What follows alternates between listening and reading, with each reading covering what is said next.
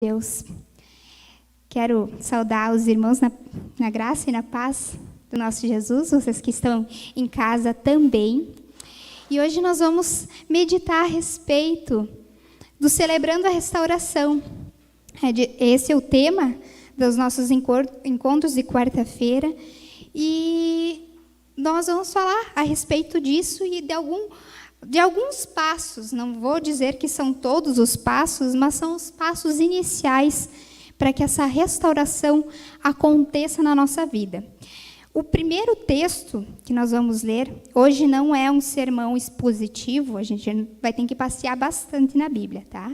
É um sermão temático, então são vários textos em vários locais. Estejam atentos, vocês em casa também podem pegar a espada, a arma de vocês aí e vamos manejar bem.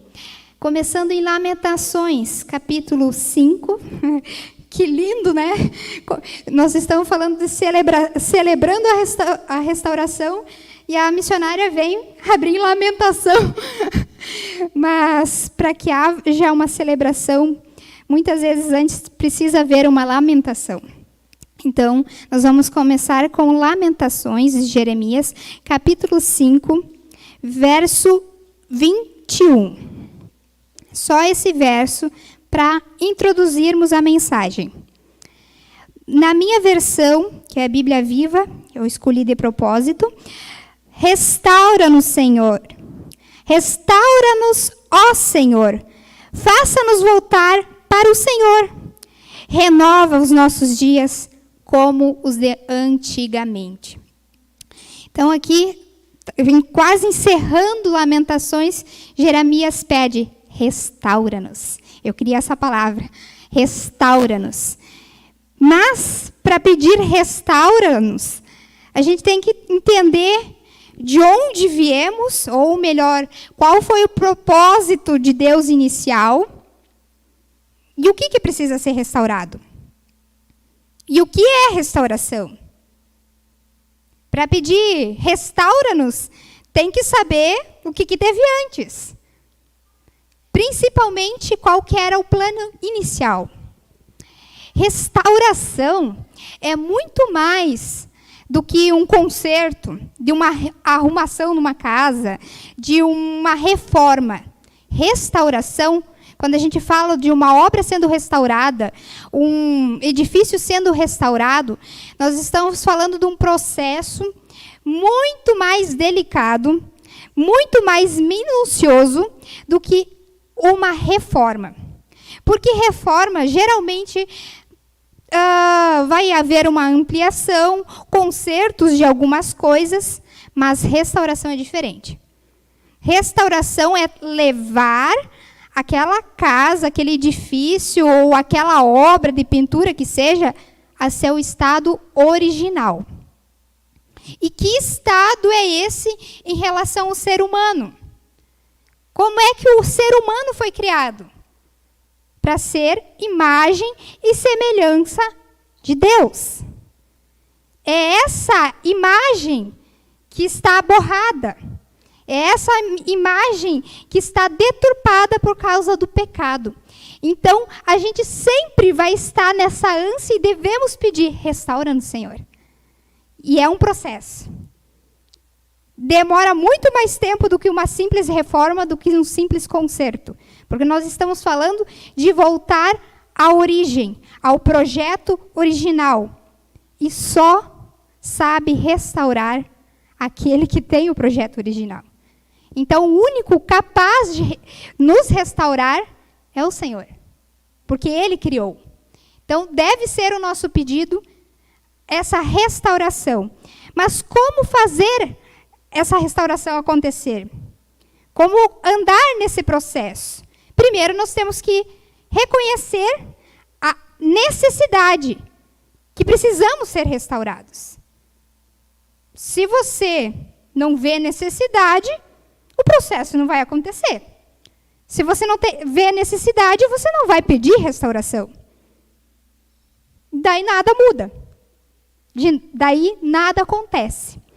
Vamos ver esse primeiro passo E na epístola de 1 João, 1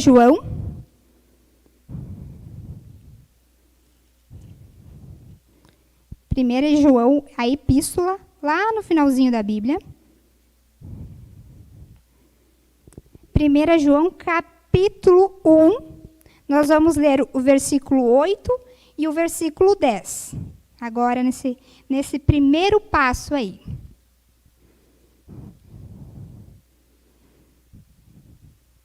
Aqui, a minha versão diz: se dissermos que não temos pecado, só estamos nos enganando a nós mesmos e recusando aceitar a verdade. O verso 10 fala o seguinte: se alegarmos que não pecamos, estamos mentindo e chamando Deus de mentiroso, e a sua palavra não está em nós. Restauração começa com o reconhecimento de que somos pecadores. Não existe restauração ao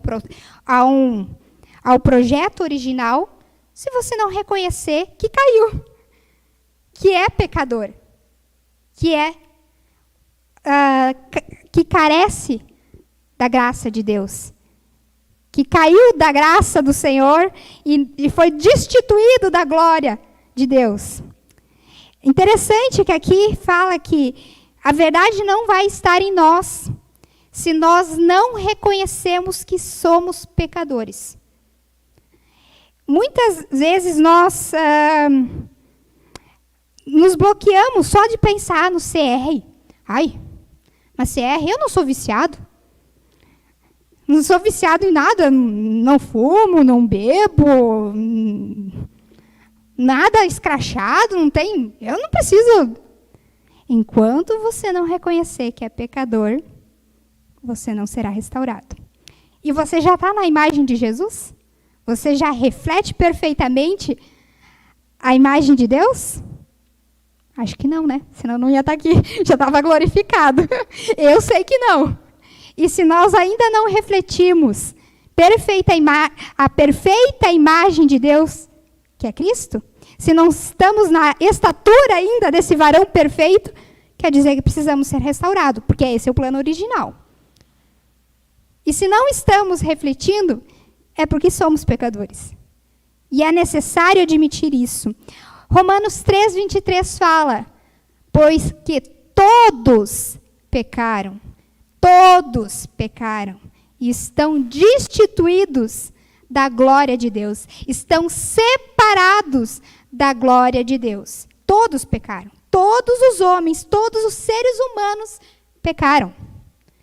E se você diz, não tenho pecado, você está chamando Deus de mentiroso, porque Ele está dizendo que todos pecaram. E se você então, ok, eu sou pecador, então, se você reconheceu isso, então você precisa de um processo de restauração. Não dá para fugir, né? Então, é para todos. Reconheça que precisa desse processo de restauração. Saia da negação. Pode você querer negando a palavra de Deus, se você continuar nessa negação, quer dizer que a palavra de Deus não está em você. Você vive uma mera religiosidade, mas o seu coração não foi transformado de fato. Isso é sério. Então, precisamos, primeiro passo, reconhecer que todo ser humano, inclusive eu, sou miseravelmente incapaz de viver de acordo com os padrões divinos. Incapaz. Pare de negar essa realidade. Reconheça. Você é incapaz de viver de acordo com o plano original. Nós precisamos da restauração. Reconhecendo que precisamos da restauração, qual é o segundo passo? Vamos ver lá em Atos, capítulo 2. Atos, capítulo 2. Eu disse que nós vamos passear hoje. Hoje nós vamos andar quase de Gênesis a Apocalipse. Atos, capítulo 2, verso 37 e 38.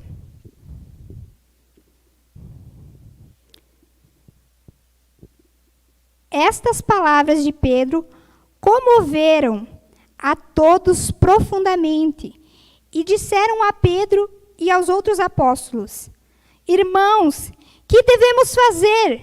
Pedro respondeu: Cada um de vocês deve abandonar o pecado, voltar-se para Deus e ser batizado em nome de Cristo Jesus, para perdão dos seus pecados. Então também receberão o dom do Espírito Santo.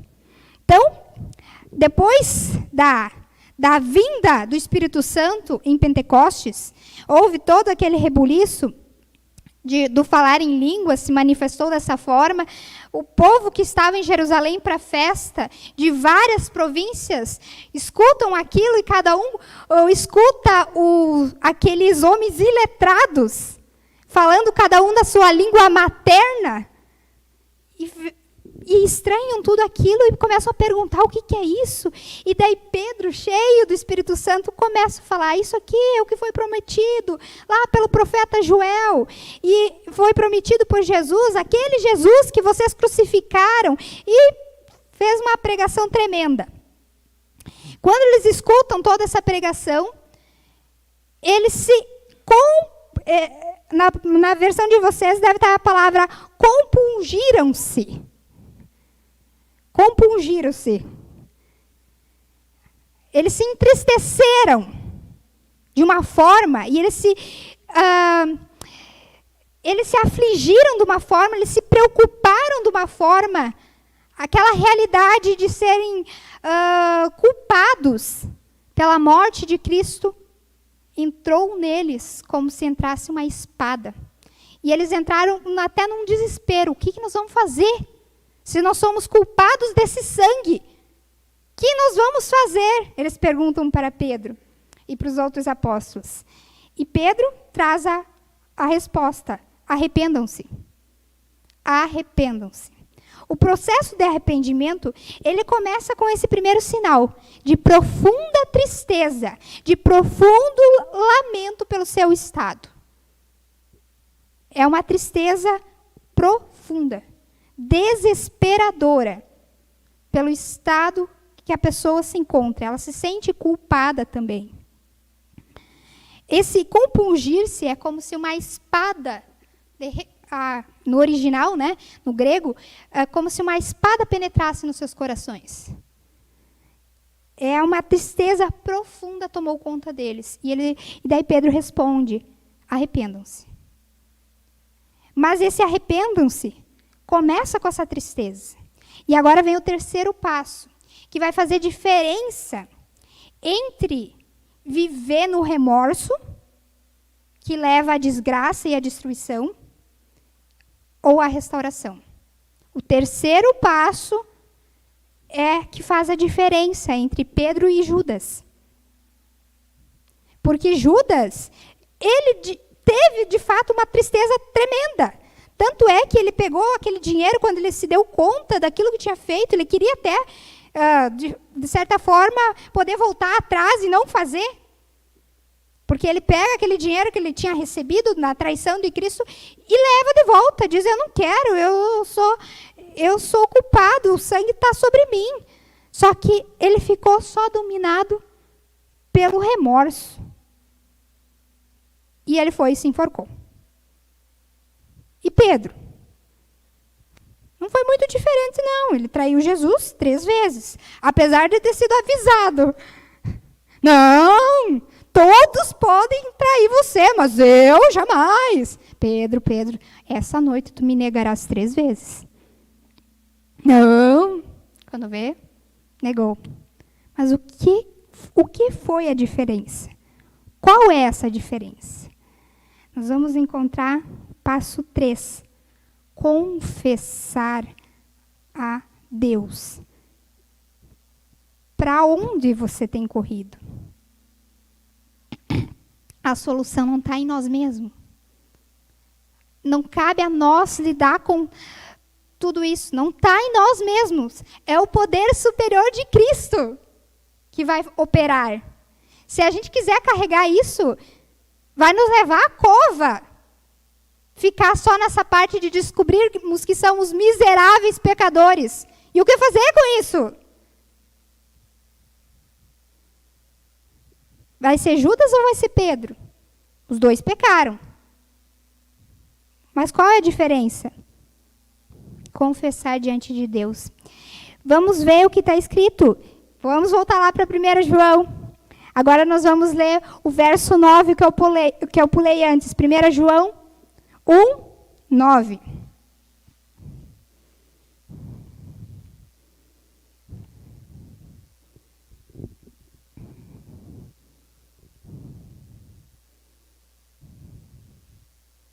Aqui está a diferença.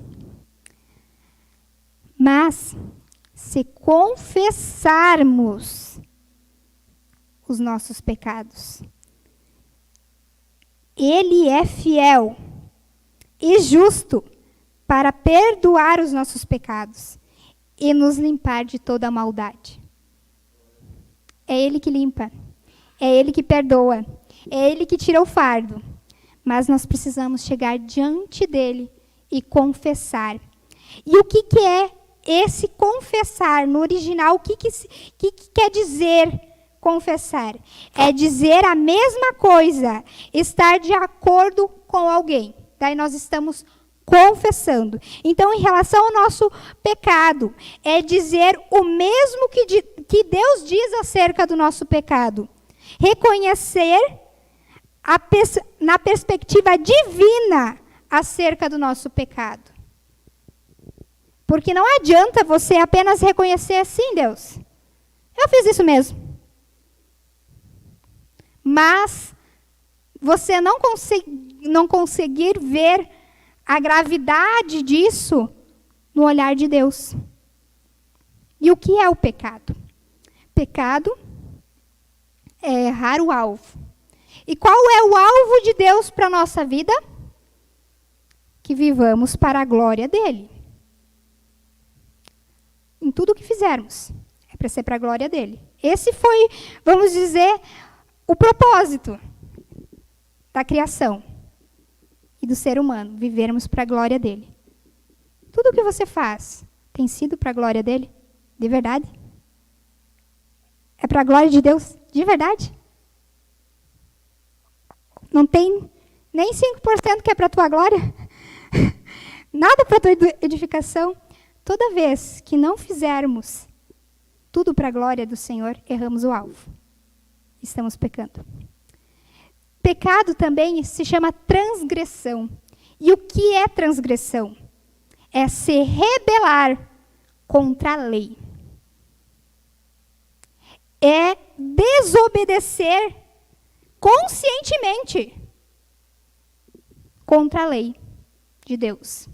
E como a lei de Deus se resume? Ame o Senhor teu Deus de toda a tua alma, de todo o teu entendimento, com todas as tuas forças, com tudo que há em ti. E ao teu próximo como a ti mesmo.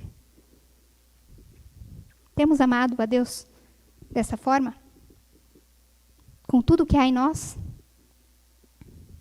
Temos amado o próximo como amamos a nós mesmos? De verdade, todos os dias? Essa é a minha aflição de alma. Porque por mais que eu tente ser disciplinada nas disciplinas espirituais, e eu vou, pela graça de Deus, aprendendo a gostar disso. Mas como eu gosto de assistir uma série. Como eu gosto de dormir até mais tarde. Acordar às 6 da manhã. E daí? Quem tem sido o meu Deus? Quem que eu estou querendo agradar? A mim mesmo? Se Deus é o Deus que eu amo sobre todas as coisas, deveria ser tão fácil. Estar sempre conectado com Ele. Estar sempre lendo a palavra dEle, aprendendo com Ele e obedecendo Ele. Mas não é fácil. Então quer dizer que há um amor deficiente ainda. E o que fazemos? Nós estamos falando de coração. A gente pode mudar muitas vezes os nossos comportamentos, os nossos padrões, e daí nós entramos numa moralidade, numa religiosidade. Mas e o coração, o que se faz com isso? Os sentimentos que estão ali dentro, como é que faz? Ele vê. Oh, miserável homem que sou. Oh, miserável mulher que sou. Quem me livrará? Graças a Deus por nosso Cristo. Jesus Cristo. Já vou dar o segredinho, porque eu estou só desesperando vocês, fazendo vocês entrar na mesma angústia que eu vivo. E deve ser a angústia de todo cristão. Se deparar com o nosso pecado, com a nossa transgressão, com a nossa iniquidade. E o que é a iniquidade? A sujeira. A impureza. Ver que aquilo diante de Deus é sujo. Só toma banho quem reconhece que está sujo. Estava falando até para o pastor Josias, o meu filho é uma enciclopédia, como o pastor disse, de experiências e de lições. Ele se machucou no dedo. Mas pensa na dificuldade de dar banho na criança com o dedo machucado. Não queria botar o pé na bacia de jeito nenhum. Dá remédio. Que dificuldade. Parece que estamos domando um leão. Um pega de um lado, outro pega do outro. E tinha que ter pelo menos mais 2 mãos aí. E nós somos parecidos. Quanto mais feridos, parece que mais recusa nós temos do banho, de ser purificados, de ser limpos. Quanto mais doente, parece que mais lutamos para receber o remédio. Daí, Deus tem que ser aquele bom pai que pega e agarra. Agora tu vem. Agora vamos entrar para a parte da solução, né? Quarto passo. Eu vou desesperar vocês mais um pouquinho. Quarto passo. Vamos lá para Provérbios 28.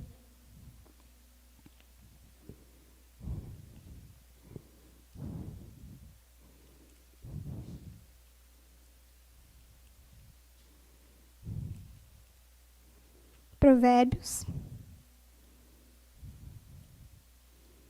capítulo 28, o verso 13. Quem acompanhou Conexão da Manhã de hoje, Rodrigo fez menção ao livro de Provérbios também. Provérbios 1 ele leu. E hoje nós vamos ler agora o versículo 13 do capítulo 28. Quem procura esconder os seus pecados não prospera. Quem confessa e abandona seu pecado alcança misericórdia. Então, vamos relembrar do processo. Como é que começa o processo de restauração? Primeiro, reconhecendo que preciso ser restaurado. Segundo, arrependendo-me, entristecendo-me pelos meus pecados. Terceiro, confessando diante de Deus esses pecados. Ele promete que vai nos limpar.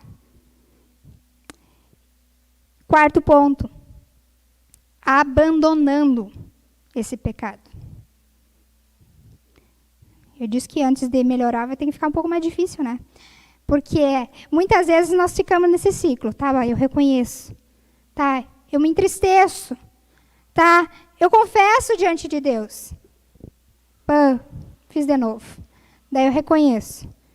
Daí eu me entristeço. Daí eu confesso diante de Deus. Ele me limpa. Fico mais leve. E daí de novo. Preciso reconhecer.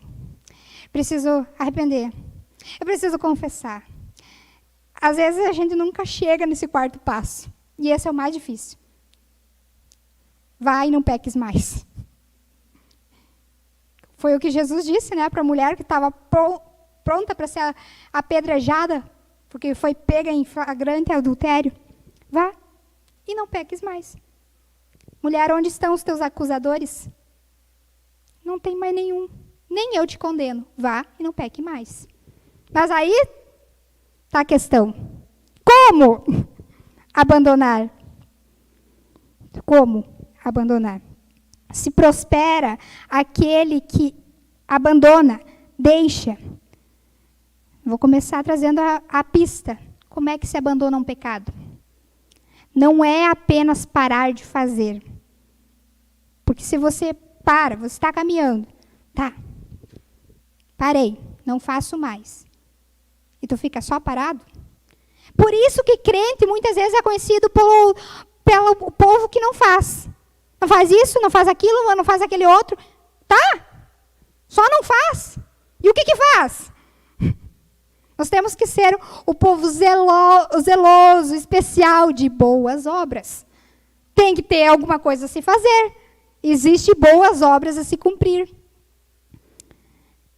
Para conseguirmos abandonar, não é simplesmente parar de fazer.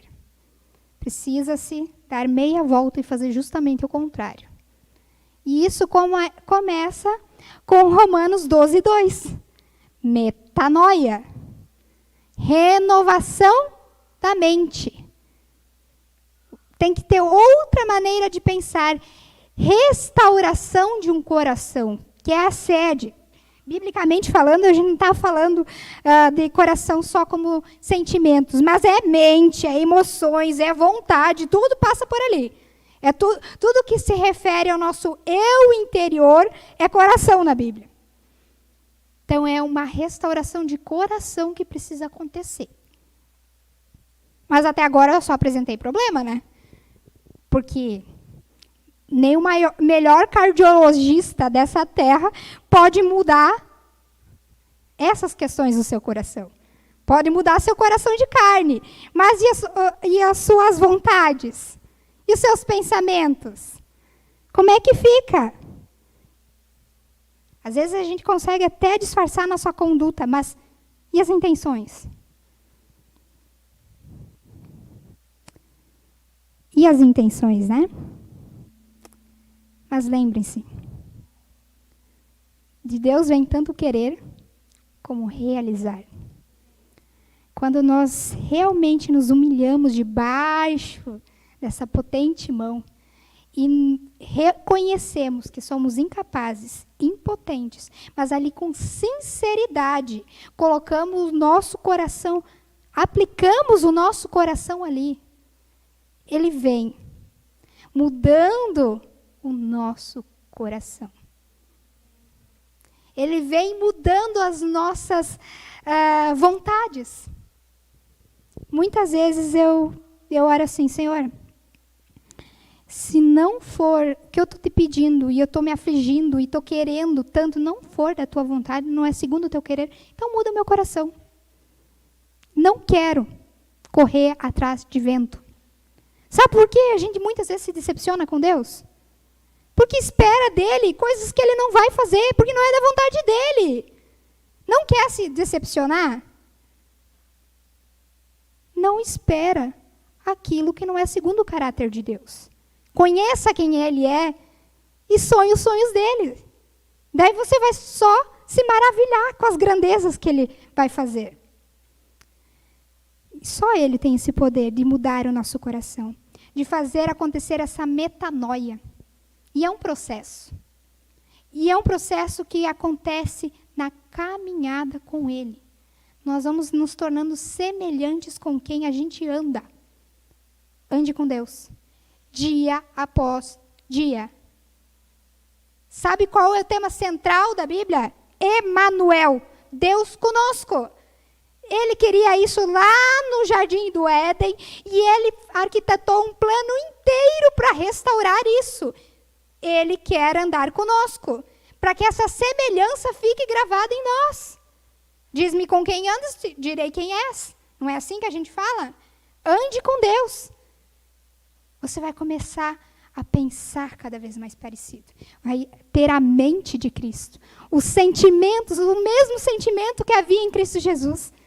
que negou-se a si mesmo, esvaziou-se de si mesmo, mesmo sendo Deus, não tomou para si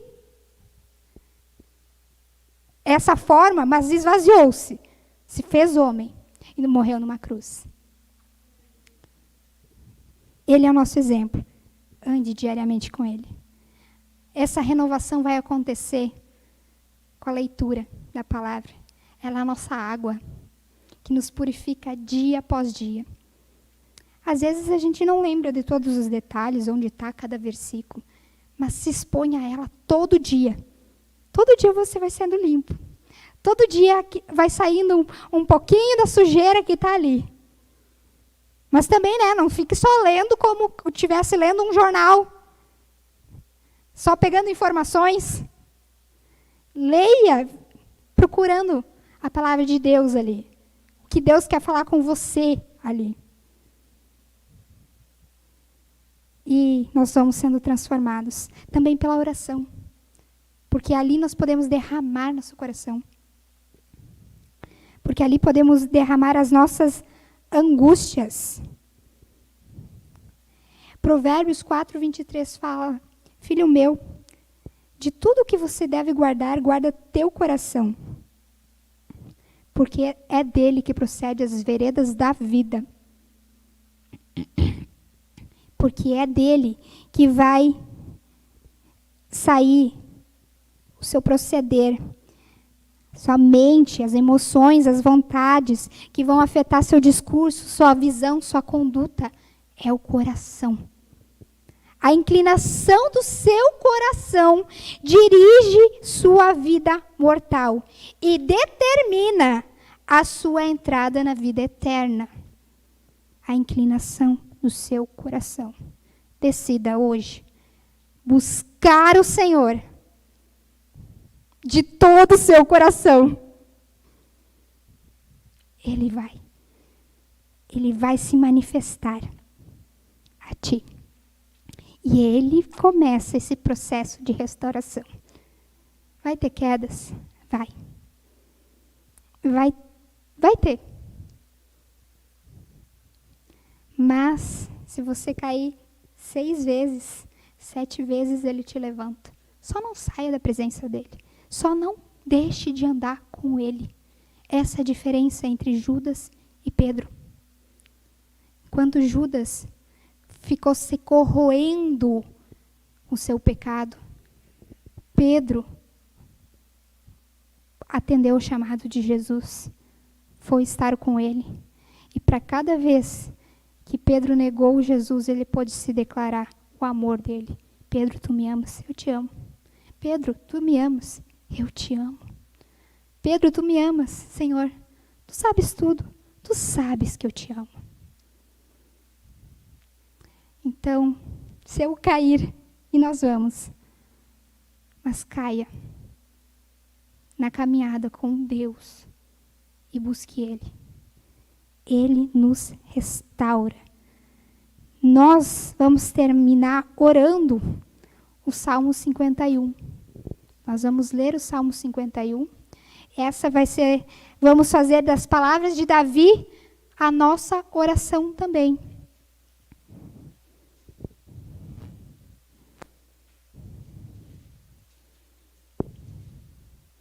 Salmo 51.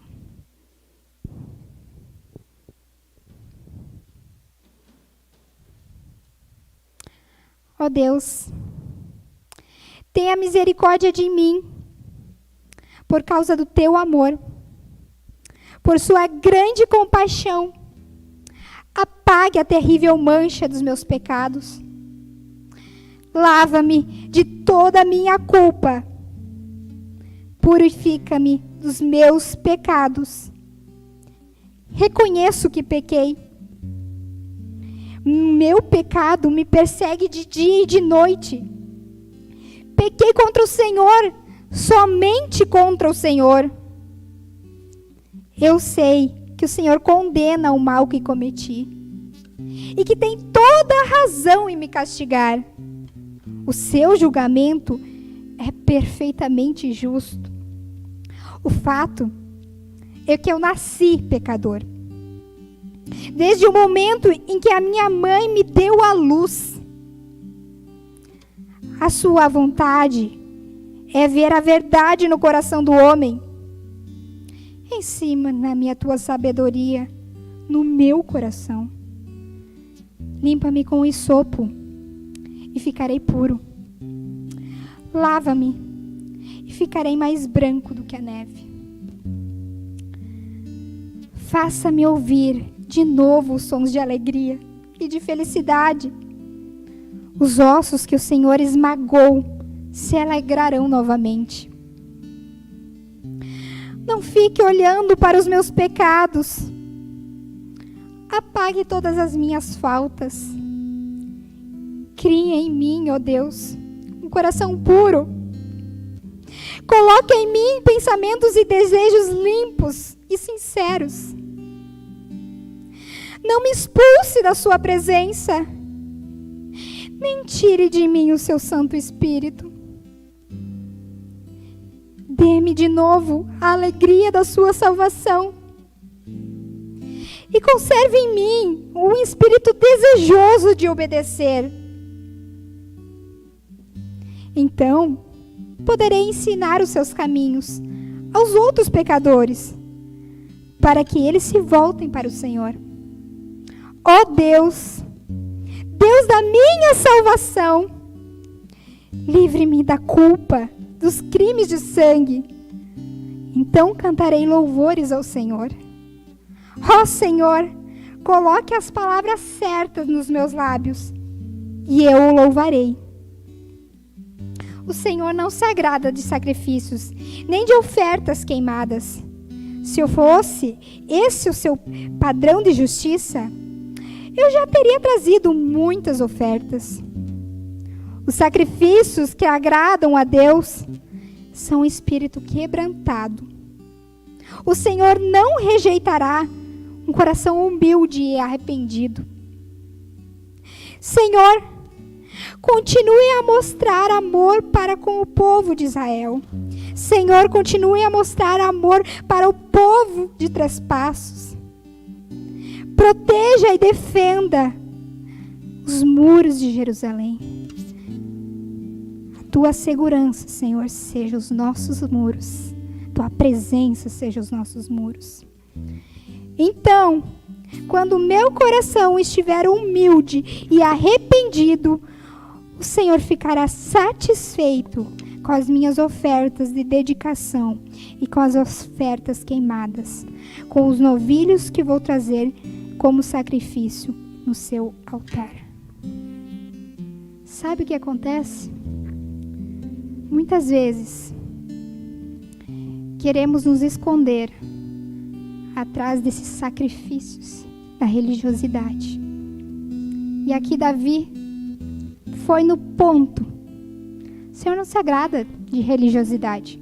O Senhor se agrada da sinceridade de um coração que se quebra na tua presença quando vê que é pecador. Ele pede para Deus o lavar com hisopo.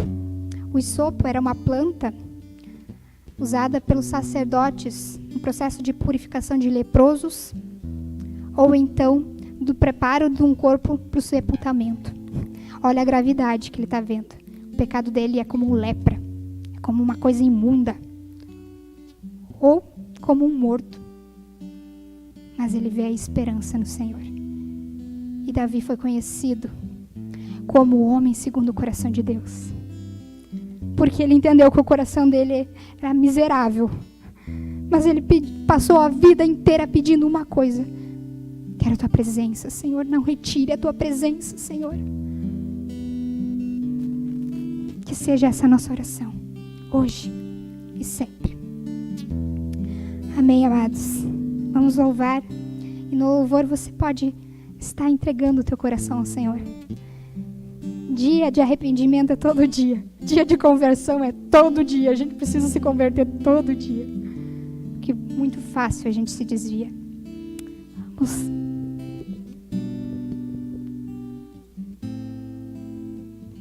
Vamos se colocar de pé? Sei que os teus olhos, sempre atentos, permanecem em mim,